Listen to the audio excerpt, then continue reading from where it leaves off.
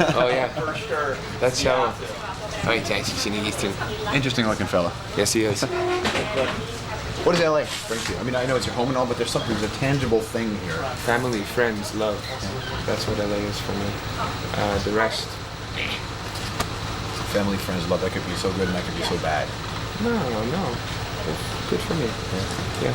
It's cool. It's the kind of city that when you watch musicians who come out of this, you think there's opportunity. But it seems like the kind of city that can really destroy it. I mean, you hear about so many bands who've done it. Thoughts over there? I think. Hi. Oh, yeah. I didn't know you guys were doing this. It's like one of those unexpected interviews. I was just hanging out. You were just there. In my head. I wasn't listening to the question. I'm sorry. No problem. We're talking about the city. How can LA destroy the persona of a striving musician? Or just even destroy it? Yeah. Well, it just seems like the kind of city that could. It could, yeah. I mean, people come here thinking that they could be rock stars in a day, and they leave their lives and come here and start bands. That's why there's 101,000 bands out in LA. You know, 101,000. 1 in 1,000. You know, bands out here more than any other city. And actors and actresses. You know, and models and people trying to be something. That's what this place is. What makes LA sad is that a lot of people come here from other places that want to succeed, and that's great, but their families aren't here, so there's a lot of loneliness, and that loneliness transcribes into fear, into the big city thing. Hope. It could swallow you up. That's what we're saying. I mean, we grew up here all our lives. Our family, everybody was based out of here. We didn't come here to make music and become musicians and whatever, so-called rock stars. We came here because we wanted to be. But he did. He did. Not him. Him. He did. That's the rock star. He came here to be. Now. Let's make a deal. Yeah. Him.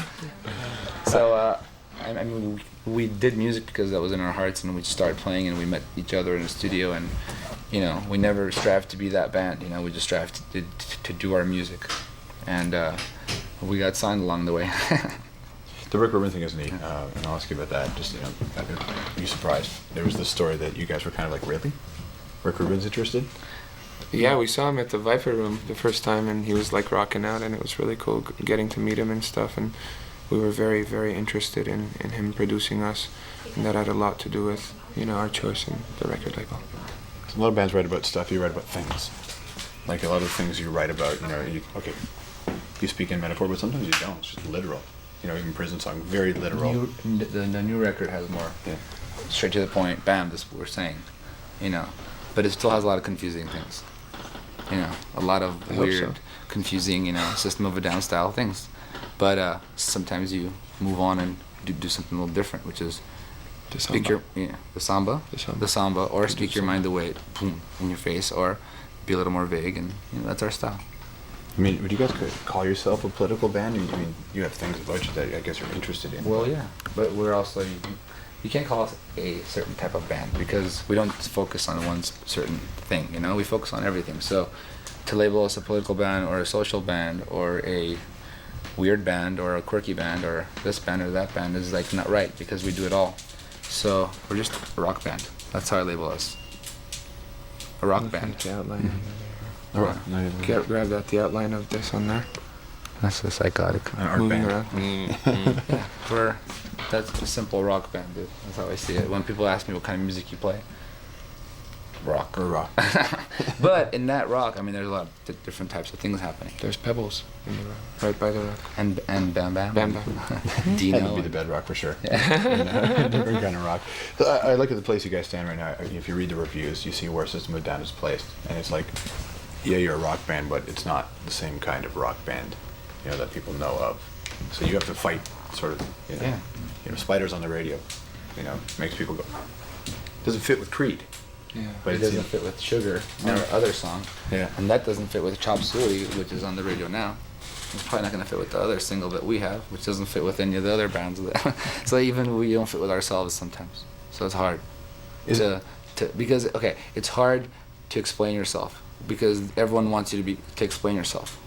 We really never liked explaining ourselves because we just do it, So it's hard in that way, in explaining ourselves and trying to find a common denominator and focusing on that, but we would like to not and just do it. When you write about something like In Prison Song, when you write about something that's, specific, people will ask you then, to take that and take it to the next step. Like, would you be a part of a prison reform thing? Would you get involved in that kind of stuff? I don't know. I mean, I haven't been approached for that, but I'm not sure. I'd have to see the plan. I think the prison system definitely needs reform, but it's also the laws that put people in prison that need more reforms than, because that's where it comes from. Mandatory minimum sentences and many other laws. Do you think people are generally good or bad? Good and bad are the same thing. They are? Yeah. Explain, please. What? It's easier to be bad. It's a definition. It's a man-made definition. Good and bad. Mm-hmm. And do you think in nature, is there good and bad? Probably not, because I don't know if there's intent. And why is man not a part of nature as much as a tree? Is it because maybe people are more sentient? We're more self-aware. I don't know if trees are. I don't know, I don't know if a tree is less self-aware than I am or more self-aware, I think we've created all this. We've created this mess for ourselves, the good, the bad, and the ugly. Is it a mess? Oh, look around you. Look, it's a mess. Shit, Who the hell fucking is this, man? It's a mess. Yeah, the world's an ugly place right now on TV. Huh? Yeah, the world's an ugly place on television right now. It's not that the world On is TV? an ugly place. Oh, yeah. The world is what we make it. The world could be very beautiful.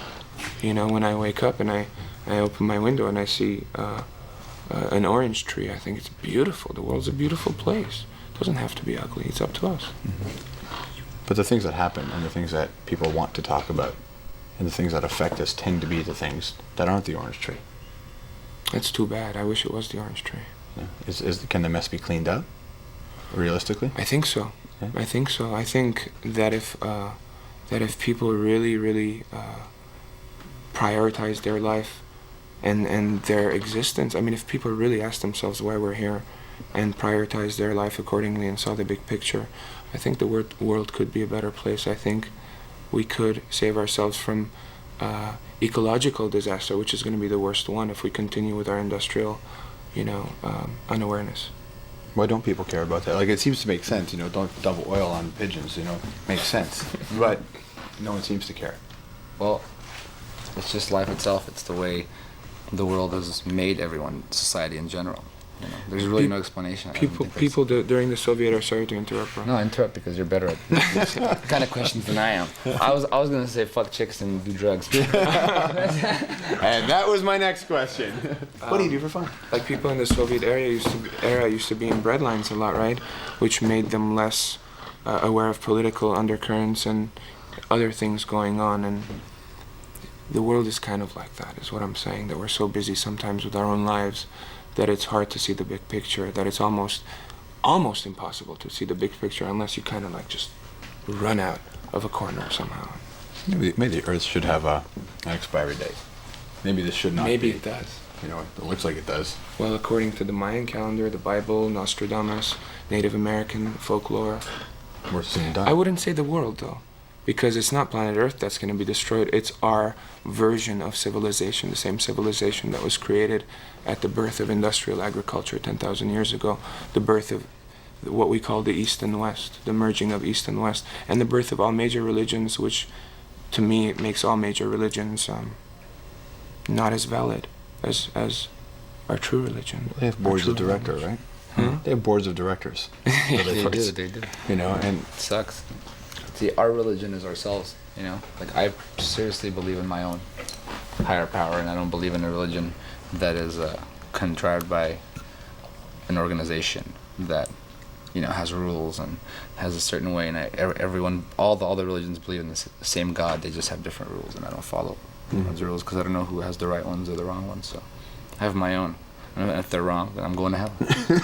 Structure is good for the physical life, not good for the spiritual one. yeah. I look at people then, and I look at where they think they are. We become self-absorbed as musicians who are aware of these sorts of things. Is it then your job, to tell people this stuff? It's not our job. We just like to inform because that's just something we like to do. It's not a job.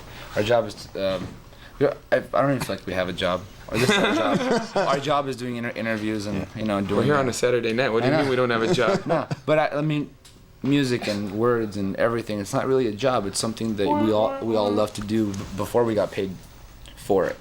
I was doing this before I got paid, and I'll do it again if I don't get paid. Well, if you stop paying me, I'll still play music. It doesn't matter. So it's not really a job. Sorry. But it's your responsibility to tell people. No, I don't think so. Because who are we to tell them how to live? Yeah, Seriously, our lives. who says what I say is right or wrong, or what you say is right or wrong? People should know from their hearts what's right or wrong, and that's the problem. I mean, we're raised to think that intelligence and the mind and logic is so important. Freud and your mother and whatever. Just do a lot of blow and talk. No, like it's we've forgotten to follow this.